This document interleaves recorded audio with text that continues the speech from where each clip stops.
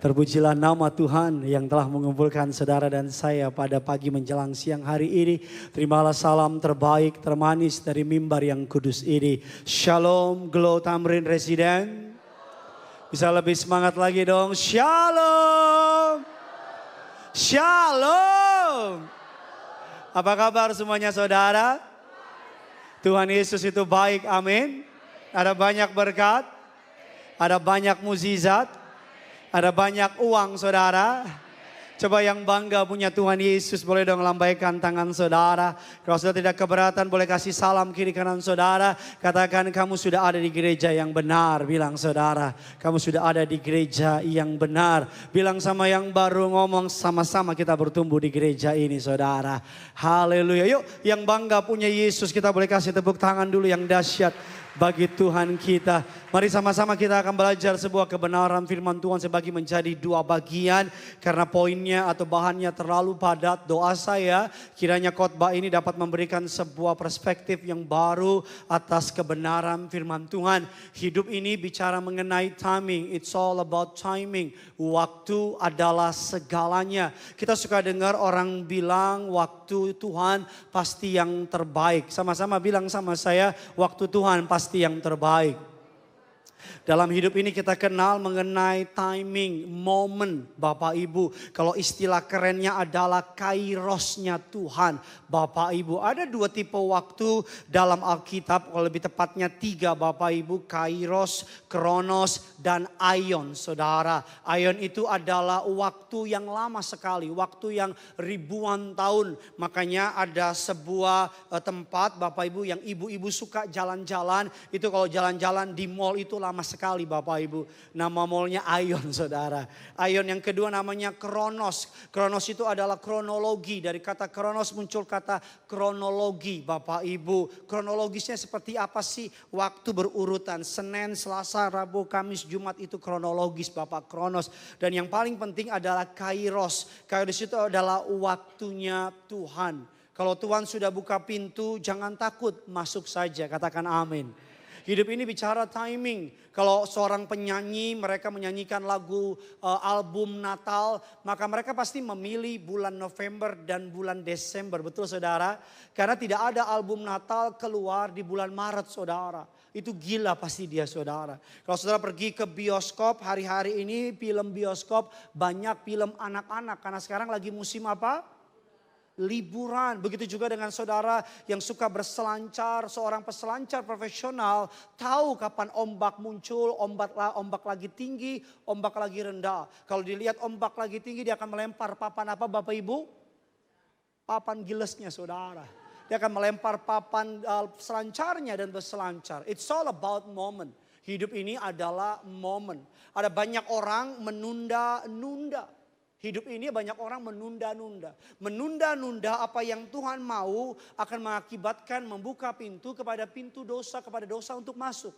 Penundaan adalah buah dari ketidaktaatan. Saya percaya hidup ini ada banyak yang Tuhan minta untuk saudara segera lakukan. Dan hari ini Bapak Ibu dengan minggu depan ada 6 kebenaran yang ingin saya bagikan sama saudara. Yang pertama apa saja yang Tuhan minta untuk segera kita lakukan alias tidak boleh ditunda-tunda. Saudara siap untuk diberkati? Yo yang siap diberkati boleh lambaikan tangan saudara. Kita berikan dulu tepuk tangan dulu yang dahsyat bagi Tuhan kita. Injil Markus 1 ayatnya yang ke-16 sampai dengan ke-18. Saya ambil dari versi bahasa Indonesia yang mudah dimengerti. Markus 1 mari kita baca ayat yang ke-16 sampai dengan ke-18. Kita baca 3 ayat ini sama-sama. 3, 2, ya ketika ia melihat 2 nelayan yaitu mereka sedang menangkap ikan di danau itu dengan ayat yang ke-17. Yesus berkata kepada mereka, aku akan mengajar kalian menjala. Ayatnya yang ke-18, 3, 2, ya langsung mereka meninggalkan jalan mereka. Lalu apa Bapak Ibu?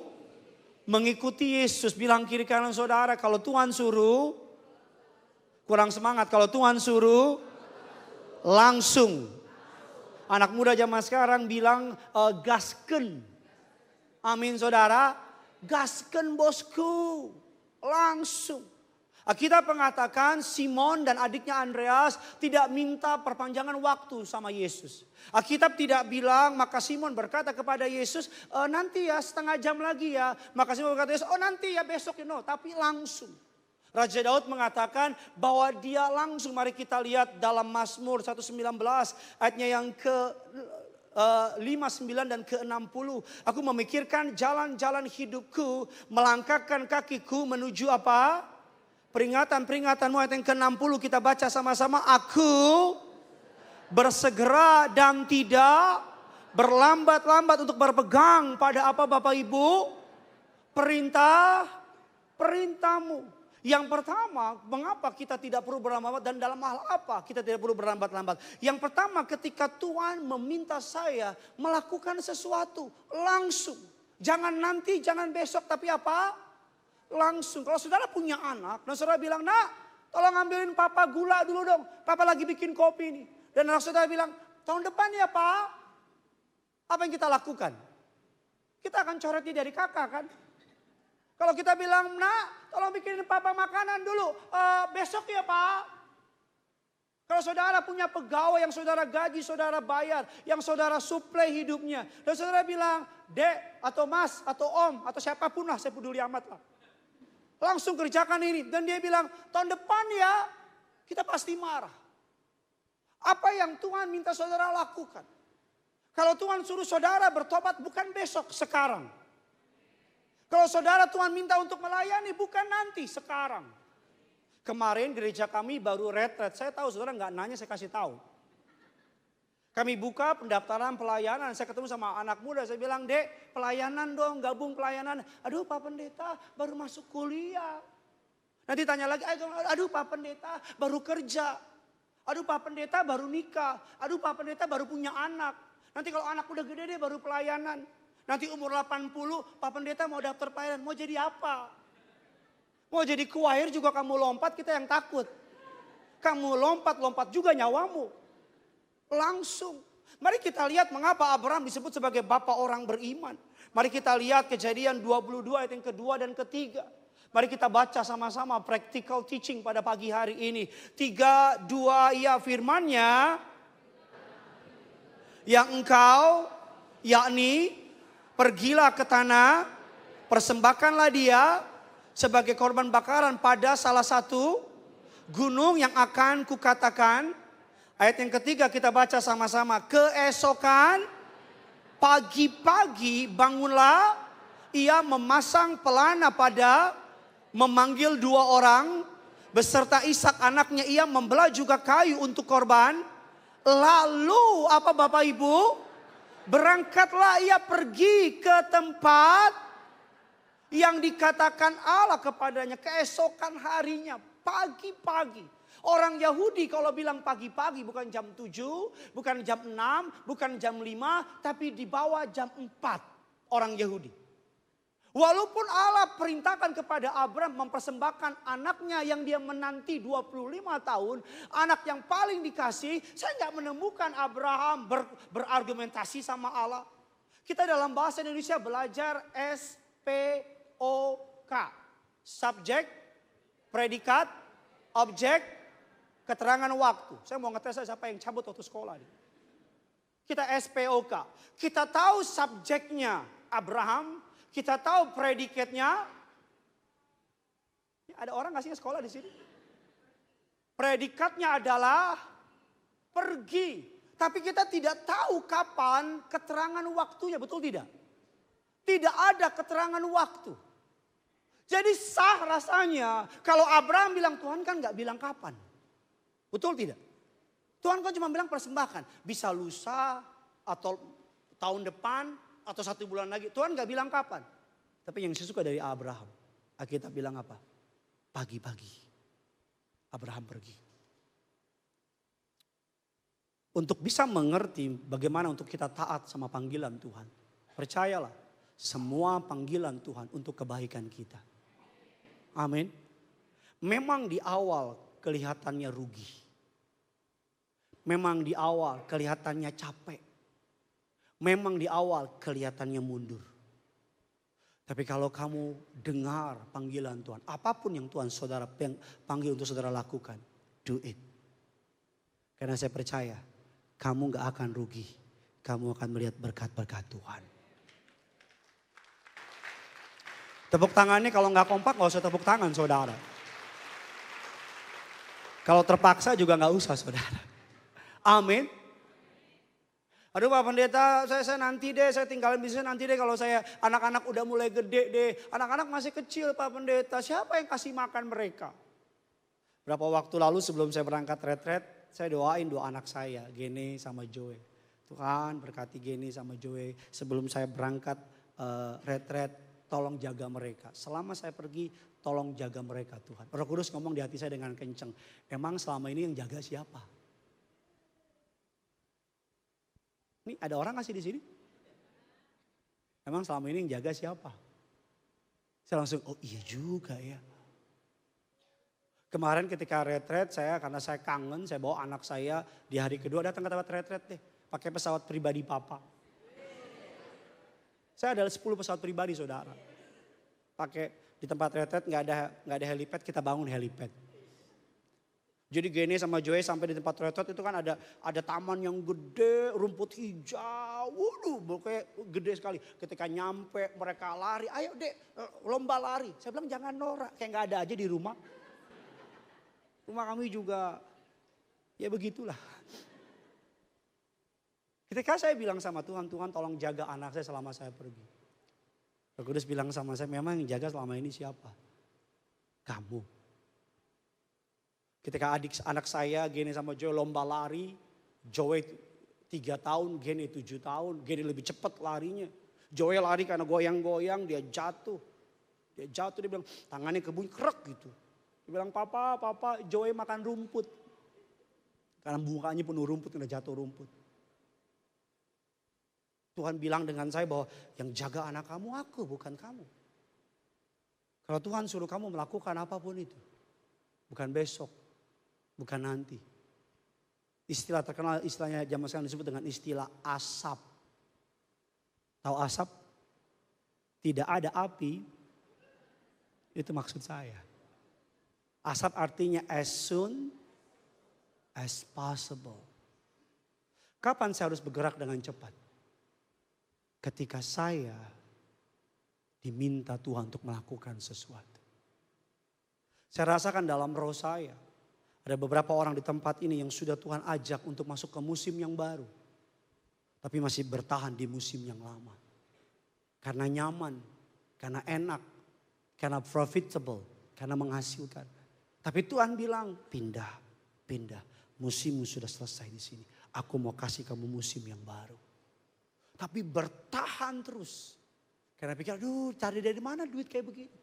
Berapa waktu yang lalu saya diundang pelayanan di sebuah daerah.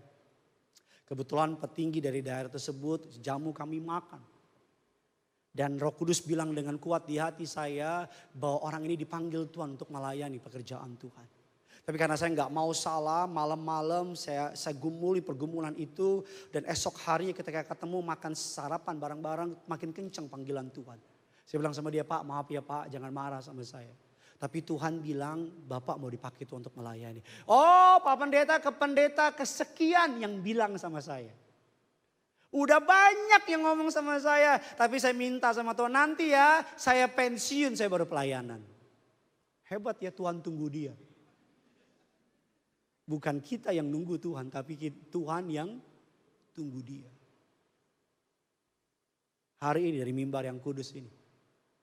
Sebagai pendeta yang dipercayakan untuk menyampaikan Injil Kerajaan Surga dari mimbar ini. Kalau Tuhan suruh saudara melakukan sesuatu. Bukan besok, bukan nanti. Do it, lakukan. Whatever the price will be, berapapun harganya. Ketaatan akan mendatangkan berkat. Amin. Apa yang tahun lalu Tuhan minta saudara lakukan? Dan saudara masih tunda. Apa yang tahun lalu Tuhan minta saudara perbuat? Dan sampai pertengahan tahun ini, saudara tidak lakukan. Terburu-buru dalam kehidupan adalah hal yang buruk. Tapi terburu-buru dalam mentaati Tuhan adalah sebuah ketaatan yang Tuhan sukai. Amin. Bilang kiri kanan saudara, kalau Tuhan sudah suruh, lakukan saja. Kita berikan kemuliaan doa tepuk tangan yang dahsyat bagi Tuhan kita. Sometimes later become never, do it now. Kadang-kadang nanti gak akan pernah kejadian. Nanti menjadi never. Yang kedua, kapan saya harus bergerak dengan cepat? Yang pertama, ketika Tuhan meminta saya melakukan sesuatu. Yang kedua, kapan saya harus bergerak dengan cepat? Izinkan saya menyampaikan dari sudut pandang ilmu pengetahuan, kesehatan. Sebuah ilmu pengetahuan, cabang ilmu pengetahuan namanya psikoneuroimunologi.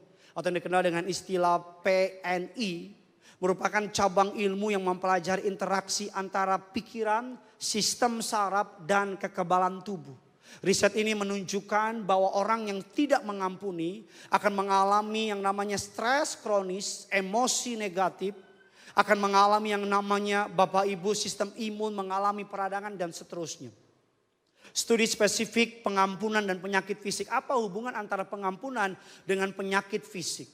Dari sebuah penelitian dari Johns Hopkins Medicine menyatakan bahwa pengampunan dapat menurunkan risiko serangan jantung. Memperbaiki kolesterol, kualitas tidur, serta menurunkan tekanan darah dan kecemasan. Duke University mengeluarkan sebuah survei pasien HIV yang mampu mengampuni menunjukkan respon imun lebih kuat. Stanford mengeluarkan penelitian pengampunan mengurangi stres psikologi, fisik pada badan, kesakitan pada badan, meningkatkan kesejahteraan kesehatan. Howard University mengeluarkan penelitian lagi Bapak Ibu, 61 pasien kanker yang sulit diobati memiliki masalah unforgiveness. Atau bahasa gampangnya susah mengampuni. Saya berikan 5 penelitian yang ditulis oleh majalah-majalah well known Bapak Ibu. Yang pertama dari Time Magazine, keluar pada tahun 2020 pada masa COVID. Ditunjukkan bahwa orang pada masa COVID mengalami tekanan begitu hebat yang namanya pembatasan fisik dan sebagainya, pengurangan biaya dan sebagainya. Mereka bisa survive ketika mereka melepaskan pengampunan, rilis pengampunan. Studi berikutnya dari majalah Glamour mengatakan forgiveness it is good for your immune system. Orang yang mengampuni akan meningkatkan sistem imun tubuhnya. Berikutnya majalah selanjutnya dari Very Well Mind. Dikatakan mental health effect of holding a grudge. Orang yang menyimpan dendam, amarah, kebencian akan berefek kepada mental health ya. Cek deh orang-orang yang punya penyakit mental health Bapak Ibu. Biasanya kemungkinan ada area, kemungkinan besar.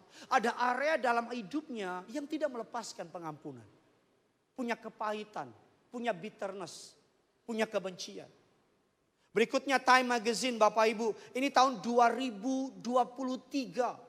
Mengeluarkan penelitian forgiving others people is good for your health. Mengampuni orang lain itu mendatangkan kesehatan bagi tubuh kita. Ini saudara diam-diam lama-lama saya sulit mengampuni saudara nih. Amin. Kapan saya harus bergerak dengan cepat? Yang pertama ketika Tuhan meminta saya melakukan sesuatu. Yang kedua kapan saya harus bergerak dengan cepat? Yang kedua ketika saya harus memberi pengampunan. Dan meminta pengampunan. Badan saudara tidak didesain untuk menyimpan kebencian. Pikiran saudara tidak didesain untuk menyimpan kepahitan. Hidup saudara tidak didesain untuk hidup dalam yang namanya kepahitan. Tuhan meminta saudara untuk mengampuni. Amin. Bilang kiri kanan saudara ampuni. Kenapa dibilang mengampuni immediately? Segera, asap. Mari kita baca Matius 5 ayat yang ke-23 dan ke-24. Yuk sama-sama kita baca. 3, 2, ya. Jadi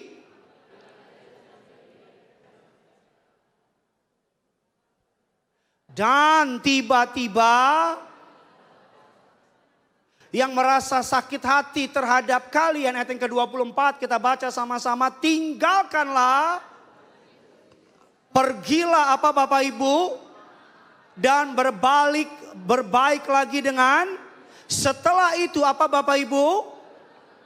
Barulah kembali untuk mempersembahkan apa? Korban kepada Allah. Artinya Allah bilang gini, kalau kamu di gereja, kamu ingat ada sesuatu yang gak beres, tinggalkan ibadah. Bereskan sama orang itu baru ibadah. Ini jangan dipakai ayat ini untuk nggak ke gereja. Tapi maksud dari saya ada sebuah penelitian di Amerika Bapak Ibu, ada beberapa orang dikumpulkan. Orang itu disuruh mengunyah kapas. Orang yang pertama mengunyah kapas sambil suruh mengingat tentang kepahitan akan hidupnya. Kebetulan yang menjadi pasiennya ada orang yang baru bercerai. Jadi sambil mengunyah kapas dia mengingat kelakuan mantan suaminya. Yang selingkuh, yang pukul, yang gak kasih biaya sama dia, yang jahat sama dia. Sambil mengingat gitu. Kurang ajar tuh orang. Kurang ajar. Selama beberapa waktu dikumpulkan kapas demi kapas. Dan orang yang kedua sambil mengunyah kapas, Bapak Ibu, disuruh mengingat hal baik yang terjadi dalam hidupnya. Kebetulan orang tersebut baru mendapatkan sejumlah uang yang cukup besar. Sambil mengunyah kapas dia, rumah baru, mobil baru, istri baru. Ternyata yang pahit itu istrinya dia. Hasil kapas dikeluarkan, saudara bisa Google it, ada di YouTube. Hasil kapas dikeluarkan, ditaruh di mikroskop, diteliti. This is true story, bukan saya yang bilang. Orang yang di kapasnya mengunyah sambil mengingat kepahitan dalam hidupnya.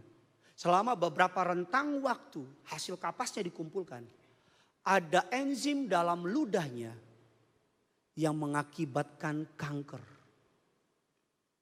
Tapi orang yang mengunyah kapas sambil mengingat hal yang baik dalam hidupnya. Dikumpulkan kapas-kapas tersebut. Dalam kapas tersebut dalam beberapa periode momen. Diketemukan ada enzim dalam ludahnya yang meningkatkan sistem imun tubuh. Makanya Alkitab bilang dengan sangat tepat. Hati yang gembira, semangat yang patah, keringkan tulang. Sebelum saya menikah, tetangga saya ada seorang perempuan, ibu-ibu, pahit sama suaminya. Karena ditinggal kawin lari. Bisa bayangin capeknya kawin sambil lari-lari?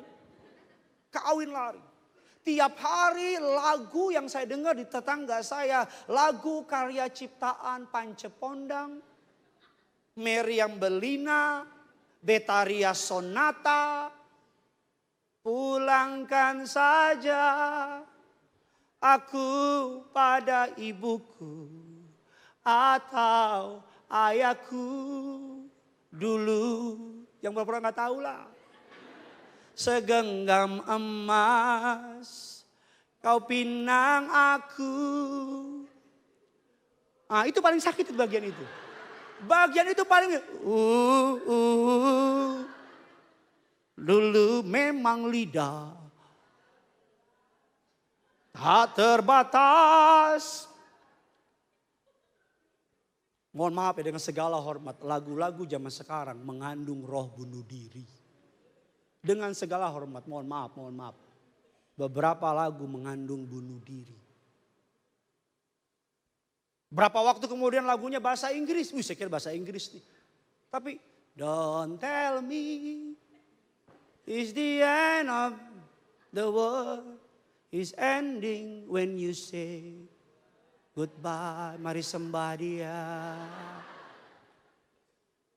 Ya, lagu-lagu zaman sekarang. Aku terjatuh dan tak bisa bangkitlah. Yesus bilang kita bisa bangkit. Aku terjebak dalam lautan. Udah lautan luka dalam lagi. Aku terjatuh dan tak tahu. Nyasar dia. Aku tanpamu. Haleluya. Ya. Saya selalu bilang ragu itu ada rohnya. Call me old fashioned, call me lebay, call me too much. Tapi kalau kamu lagi banyak masalah, terus nyetel lagunya, lagu-lagu dunia yang membuat mental drop, ya makin mati lah. Betul tidak? Tapi kalau kamu lagi drop, setelah lagu rohani, ku terhubung dengan, beda kan moodnya? Beda gak moodnya? Tadi kan aku terjatuh dan tak bisa bangkit lagi. Kalau sekarang tadi mata ke bawah. Aku terjebak, sekarang ku terhubung denganmu. Selalu melekat di hatimu. Firman-Mu itu yang bagus suaranya. Jangan-jangan penyanyi butiran debu ya? Ya. Ku pandang wajah-Mu dan berseru, pertolonganku peganglah tanganku, Kaulah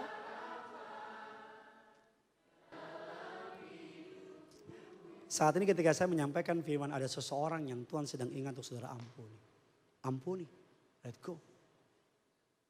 Berapa waktu lalu di tempat kami saya ketemu sama seorang podcaster ternama. Dia sedang mewawancara seorang artis film dewasa, film porno. Yang lagi viral sekarang memeluk agama mayoritas di bangsa ini. Ditanya dia bilang sama saya, ini nih di off camera. Saya tanya sama dia, kenapa kamu, dia dari keluarga S1-nya hukum, Bapak Ibu orang kaya. Kenapa keluarganya orang berada? Kenapa kamu bisa jatuh ke bisnis pornografi? Dia gak butuh duit. Dia bilang dari kecil saya berada di keluarga yang strict family. Yang kenceng, yang ketat, yang critical mindset. Yang ngeritik. Jadi ketika pindah ke Eropa, dia butuh duit. Dan dia menemukan easy money dengan bikin video dewasa, film porno. Long story short, podcaster interaksi sama dia, sebentar. Karena gue didik anak gue strict kayak begitu. Gue takut anakku kayak gitu. Dia bilang gini, apa yang mau bikin kamu pergi ke industri dewasa? Jawabannya memberkati, saya bilang gini, dari kecil mama selalu kritik saya. Ini perempuan Bapak Ibu. Dia bilang gini, smile, you look ugly. Senyum. Jadi dari kecil anaknya dikritik mulu. Sehingga ketika Bapak Ibu kalau anak gak dapat kepercayaan diri di rumah, maka dia akan cari di luar. Betul apa tidak? Berapa waktu lalu anak saya Genesaret ngegambar satu harian. Dia gambar waktu dia usia 4 tahun. Dia gambar, pas udah satu harian sore dia bilang, papa ini gambar Gene, bagus gak? Jujur, hancur. Tahu kan gambar gunung, yang gunung 2. Di bawahnya ada jalan, terus ada sawah, ini matahari. Ya kan? Pas saya lihat hancur. Papa bagus gak? Anak papa. Bagus gak? Jangan ditanya anak papa. Ya. Sekarang momen dimana kalau banyak anak dikritik. Dan kritik. Gak dapet. Begitu juga dengan istri. Istri saya kemarin baru potong rambut. Dia potong pendek, rambutnya disumbangkan ke panitia akhir zaman. Kepada kanker, yayasan kanker. Dipotong rambutnya, saudara, dia foto saya. Cek, sayang cantik gak? Saya bilang begini, cantik mah pasti. Kok gak cie sih? Cantik mah pasti. Telat. Wanita itu lemah di, pria lemah di mata. Saya selalu bilang itu sama saudara. Puji. Jangan cuman kritik. Pak, kalau istrimu lagi di rumah pagi-pagi udah mulai pakai baju baru. Apa? Itu dia bukan cacingan, bukan. Banyak laki-laki gak punya hikmat. Kenapa lo sakit? Bilang, wih mama cantik loh. Anak saya Geni 7 tahun, Joey 3 tahun. Joey lagi lucu-lucunya. Geni lagi kerok-keroknya. Jadi kalau ketemu orang tuh pusatnya Joey. Joey. Karena Joey lagi lucu-lucu ya. Ngomongnya cadel, gemes. Gene enggak. Saya orang tuanya tahu. Orang kalau datang fokusnya sama Joey. Dia sama Gene. Tugasnya sebagai orang tua melindungi Gene. Tanpa sadar di dunia ini ada favorisme. Betul tidak? Ada favorit. Jadi kalau ketemu keluarga, Joey. Gene dianggurin. Saya sebagai orang tua peluk Gene. Saya bilang, kamu lucu juga kok. Tapi banyak keroknya sih, tapi ya udah. Ya dong. Tugas saya melindungi anak saya. Supaya anak saya tidak merasa berbeda sama adiknya. Karena kalau saya ikutin akan terjadi kompetisi sama mereka berdua. Nanti mereka gede akan berusaha nunjukin sama papanya siapa yang paling hebat. Gini atau Joey. Walaupun sekarang pun udah berantem. Berantem pedang-pedangan dan sebagainya. Tapi maksud saya, orang tua yang suka ngeritik biasanya suka dikritik sama orang tuanya. Ayo, let go, lepaskan. Izinkan Tuhan memulihkan saudara. Yang ketiga, Bapak Ibu yang terakhir sambil saya undang pemain keyboard bisa bantu saya. Bro Yosia. Yang ketiga, kapan saya harus bergerak dengan cepat. Yang pertama ketika Tuhan meminta saya melakukan sesuatu. Yang kedua ketika Tuhan meminta saya untuk memberi pengampunan. Mungkin muncul beberapa muka dalam hati saudara yang Tuhan minta saudara ampuni. Bilang kiri kanan saudara ampuni. Sama-sama bilang sama saya, bukan besok, tapi sekarang. Mari kita lihat kebenaran firman Tuhan. Kapan saya harus bergerak dengan cepat? Yang ketiga, yang terakhir Bapak Ibu, ketika saya sedang diuji. Atau ketika saya sedang digoda. Saudara digoda atau dicobai itu bukan dosa. Tapi berkata iya kepada cobaan adalah dosa. Kunci menang menghadapi godaan adalah jangan berargumentasi dengan godaan tersebut. Semakin lama kamu berdiskusi dengan godaan, semakin besar kemungkinan kamu kalah. Kalau kamu tahu kamu jatuhnya di minuman keras, jangan deket-deket sama minuman keras. Katakan amin. Kalau saudara jatuhnya sama uang, jangan deket-deket sama uang. Kalau saudara tahu jatuhnya sama judi, jangan deket-deket sama judi. Zeus dan teman-temannya jauhkan. Amin Bapak Ibu. Entah berapa banyak orang DM saya terlibat pinjol. Tak berapa banyak orang JM saya terlibat judol, jatuh dan sebagainya. Bapak Ibu, iblis itu udah hidup lebih lama dari kita. Iblis itu tahu tombol mana buat jatuhin Gideon, tombol mana buat jatuhin Andreas, tombol mana buat jatuhin Tono. Iblis tahu. Iblis deketin saudara, dia tahu kalau orang ini gak mempan sama uang. Gak akan digodain uang. Oh, orang ini gak mempan sama perempuan, karena dia juga perempuan.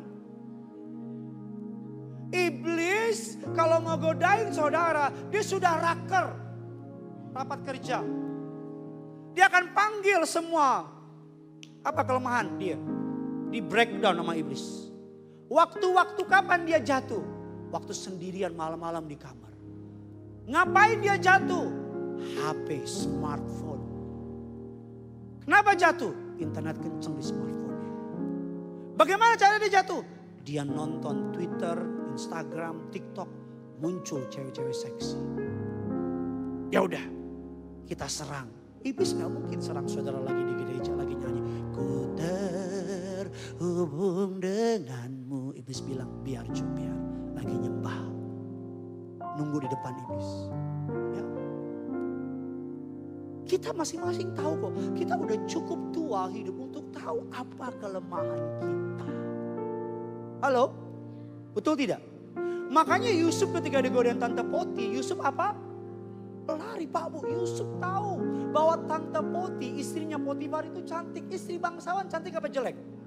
Wangi apa bau? Cantik pasti. Yusuf punya mata. Yang godain Yusuf bukan tante-tante yang bengek. Jup. Sini jodeng tante Jup. Yusuf lari. Alkitab bilang keluar. Oh ini basah nih. Untung gue gak lari ke sini. Kalau jatuh kan sakit sih enggak. Malu. Gideon jatuh. Ya. Amin. Digodain itu gak dosa. Digodain itu seperti ini saudara. Ilustrasi nyata gampang. Seperti Saudara di mall ada sales-sales yang ngasih, Pak kartu kredit pak, kartu kredit pak. Kita tahu kita kan gak butuh, kita tinggalin. Betul gak? Karena kita tuh semakin kita duduk sama dia, Pak kalau daftar sekarang masuk surga.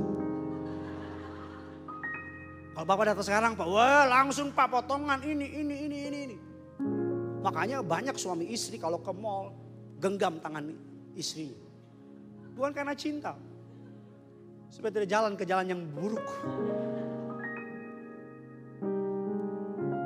Jangan berdialog dengan dosa. Karena dosa tidak datang untuk berdiskusi. Dia datang untuk menghancurkan. Ada orang yang jatuhnya sama onani, masturbasi, pornografi. Sudah banyak diskusi, konseling mereka. Jatuh gimana? Malam-malam. Saat apa? Di kamar. Ngapain? Buka. Dari mulai, cuman lihat. Sampai lama-lama kayak onani, masturbasi. Gak ada orang ketemu perempuan langsung tidur kecuali sama PSK. Semuanya dimulai dengan apa? Hai, oh iya, kamu. Dimulai dari chatan.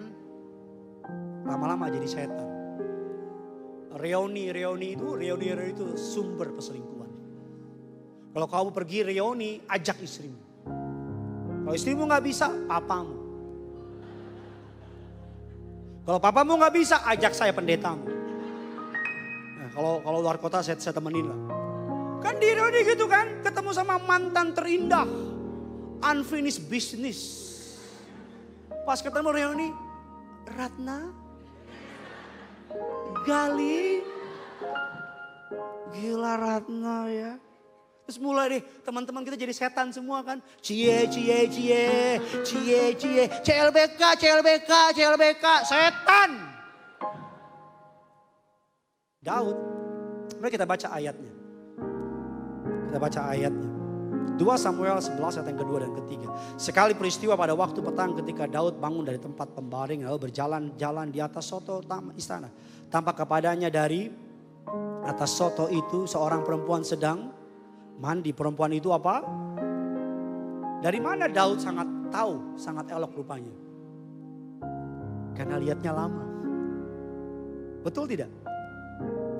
Pada masa itu di Israel rumah warga di bawah, rumah raja di atas karena paling tinggi.